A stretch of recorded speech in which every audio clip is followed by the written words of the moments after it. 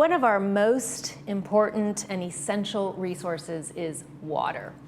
Here to discuss more from the El Toro Water District, we welcome Director Kay Havens. It's great to meet you, Bree. Thank you for joining us. Yes, yeah. So nice to meet you also. We have a lot to talk about. Yes, we do. In 10 This is a really important subject, just like the stroke was.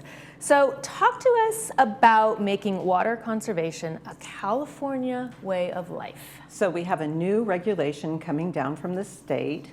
And as a district, we're kind of doing a soft start here for everybody because you're going to be hearing a lot about it in the next few months. And we're already on top of it. Okay. Trying to make sure that people understand what's coming, what they're responsible for, which is basically very little because the district is going to be responsible for seeing to the all the work that needs to be done for this new regulation. It's important to know that the focus is shifting from the individual to the district. So we have a lot of work to do regarding how much water can be used throughout our whole district. And we have new set of numbers coming for how much water the entire district can use. So we'll get to that later in the presentation. That sounds interesting. But the idea behind this, the regulation, was to help us in those years when the state goes red, when there's no water and we're in intense drought. We haven't seen that for the last couple of years, but as we all know, it'll be coming again. So this regulation will help everybody get ready for that. Yeah. I shared a story with you before our interview. You know, I was born and raised in California, and I remember back in the 70s when I would go to take a bath and my mom was always in conservation mode. And she would say, you can fill the bathtub, 2 inches. Luckily, I was little. But still, even back, it was implanted in my mindset as a child. Yes, that's how you can tell a true Californian is we're thrifty with our water use. Yes. And that's helped us quite a bit. So some of these things that we're looking at coming down the pike, when we run our numbers, we can tell we're already pretty good until 2030. So don't anybody get worried about these regulations yet. Things will be coming. Yeah. But we're already pretty good, we think, as far as our calculations go. Good go. to be prepared. So talk to us about what's included in that regulation. So for the district, now this is where I'm saying it's shifting.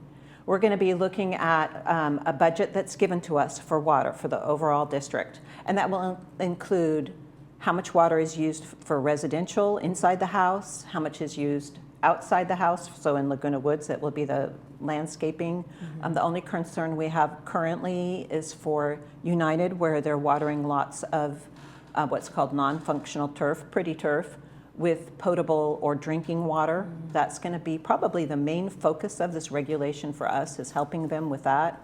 We don't expect people to go this alone. We have a lot of education that's going to be coming along.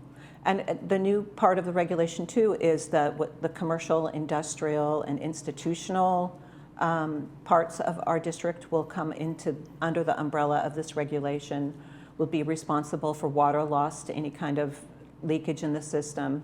And as always, there are variances depending on how many people are in the home, mm-hmm. whether you have livestock, not a big problem for us, right, but right. There are some variances that can take place if you feel like your water budget is like way too low. Right, right. Mm-hmm. So talk to us about the urban water use objectives. So that's again the 3 elements where we're given a budget, and it includes the commercial, but it is also reporting. One of the things that's being put on our plate, and this is an unfunded mandate that's expected to cost water districts throughout the state like $14.7 billion, because we have to report annually. And that's a big report to put together if you have to report on each of these elements. Right. It's a lot of mapping that goes into place, a lot of verification. What's coming now is trying to figure out where our budget is, where we're going to put, the water usage. Mm-hmm. And our customers have always helped us out, so we're not worried about that. As you said, Californians already do conservation as a way of life. Right. So it's just broadening the umbrella. Okay. We've always been strong on education and rebates. we'll probably be continuing that. So we're here to help. Yeah, I was just going to ask, how do you work with customers to achieve the new budgets in the service area? We have a water use efficiency. He's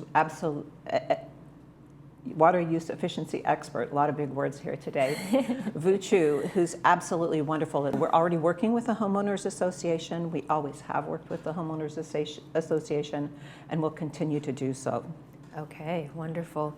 And then can you share with us a little bit about the residential indoor and outdoor budgets? So this is where people kind of have a little problem, because through the end of this year, households will be allowed 55 gallons per capita day. So if you think of 55 gallons, that's a pretty big drum of water. That will be sunsetting at the end of the year. And we're going to be going to a new water budget, which is 47 gallons per capita day, which is 8 gallons less. Most people in our calculations really won't need to make too many changes to get to 47. It sounds like they're just kind of weaning us off of. They're weaning us, exactly. We're going to go down bit by bit. So it's after January 2030, so that's 6 years, 5 years, 6 years out. Which will be here before we know it. It will be. Time passes very quickly. We'll be down to 42 gallons per capita day, and that may need some further behavioral changes. Technology always helps us out. If you remember the last go round, the toilets got low flow, the dishwashers, everything kind of helped us out there. So again, we're not too worried about that. Where you're really going to be seeing the changes in the landscapes. The second part of that slide was the landscape efficiency. Thank you. You can see now the 0.8 is quite a lot of water. It's kind of the amount of water that's used for keeping turf healthy. Okay. And they're going to be dropping that down. So you'll be seeing a lot less turf over the next 15 years. That's a longer time frame. Okay. Yes. So conserving water and meeting the new regulation is only one piece of the puzzle. What are some others? So for the individual, that's what they've already been doing. But for us, we're going to be, making sure that we don't have any leaks in our system. We're going to be making sure that we're as tight as possible. We're going to make sure that we make investments where they need to be made in our infrastructure. Our infrastructure is 65 years old, and we're already on track to do that. We have a 10-year plan to make a more resilient and efficient system. Because if you think about it, water takes a lot of electricity, takes a lot of power, it takes a lot of manpower as well. So anything we can do to increase efficiencies and make sure we're losing less water on our end will help as well. Right. And I would imagine that there's going to be more advancements in the next 6 years up to 2030. Yes. So yes, always we'll be new more engineering. prepared. We have a great engineering staff who keeps us on top of that. Doesn't come free though, so nothing does. Nothing does. Well, on that note, Director Havens, thank you so much for joining us and providing all that valuable information. And we will be right back with some announcements. You're watching This Day.